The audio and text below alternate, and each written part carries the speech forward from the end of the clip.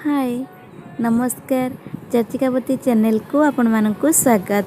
चलतु मु आज घरे थिबा जिनस रे एक चाउमीन बनाऊँगी बहुत कम इनग्रेडिएंट रे केमती एक चाउमीन बनाऊँगी आपण माने देखंतु। मोरी गोटे कड़ा नहीं जाइए कड़ार किसी पानी दे दीजिए मोर पानी ये गरम हो गलानी देखिपे पानी गरम है कहीं तादर बबल्स उठी गलानी। अब से पानी किसी लुण दे दूची गोटे स्पून हम तेल दूची रिफाइन तेल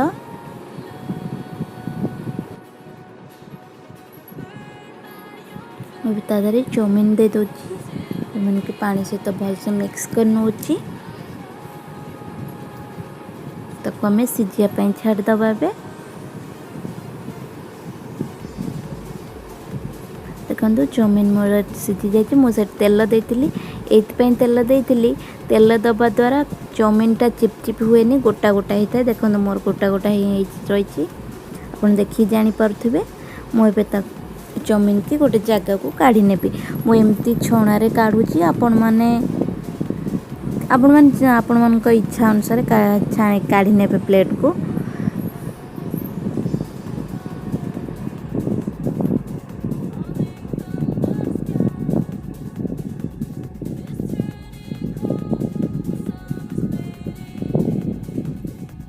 मोटी गोटे कड़ा नहीं जाइए कड़ार किसी तेल देती अधिक तेल नौची कहीं मु एग जेहेतु ये ही भाजी से अधिक तेल नौची।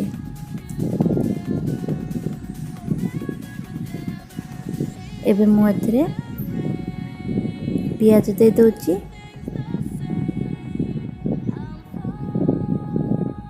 लंका दे दूची मुझे लंका कंचा लंका दुईटी देती आप अधिक राग खाते अधिक लंका देवे ये भाजी नवा पियाज को गोटे मिनट पर भाजबे मोर पियाज भाजी मुझे ये बंधाकोबी किसी दे दूची काटिकी रखी बंधाकोबी की दे पियाज सहित मिक्स करने भी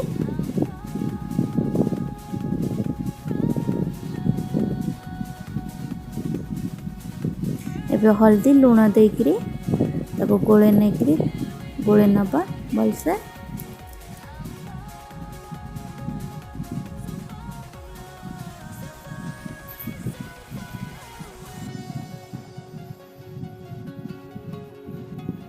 आम घोड़नी घोड़े दबा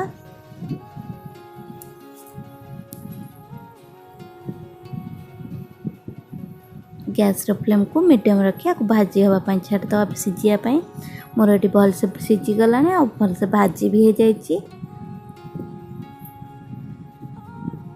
मुझे किसी गोलमरीच गुंड दूची यहाँ मोर सिक्रेट मसला कहीं गोलमरीच दबा द्वारा गोलमरीच गुंड देवे चिकेन मसला किसी दूची जेतु नूडल मसला नहीं तो चिकेन मसला दे पारे आपको भलसे मिसीदेवे। गोलमरीच गुंड दबा द्वारा चाउमीन टेस्ट बहुत ही बढ़िया आसता है। मुझे अंडा 4टी दे दूची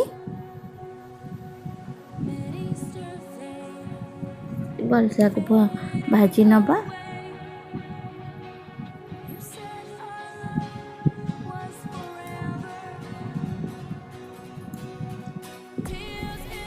मोर चाउमीन भाजी गला अंडा भाजी हो गला सॉरी अंडा भलसे भाजी हो गला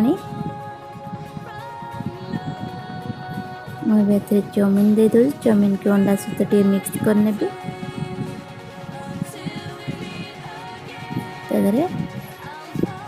टमाटो सॉस चिली सॉस दे गोले ने भी आपण पाखरे जदि सोया सॉस थी सोया सॉस दे पारे सेमती किसी ना सोया सॉस नदेले भी चलो मुझे ना मूलर कही कम इनग्रेडिएंट रे केमती मु तैयारी करी से घरे तो नॉर्मली आमर ये सब जिनस थी आम तैयारी कर परिबा। देखो मोर ये चाउमीन रेडी हो गला खायापाई। जदि आपण मानकु मोर ये चाउमीन भल लगी थाए लाइक करेंगे कमेंट करेंगे फ्रेंड एंड रिलेटिव का सहित शेयर करेंगे मो चैनल नुआ थिले सब्सक्राइब करेंगे पाखर थिबा ऑल बेल आइकन क्लिक करेंगे जहाँ फल कि मो नुआ नुआ वीडियो अपलोड है आपण मन पाखरे सर्वप्रथमे पहुँची पारिबो।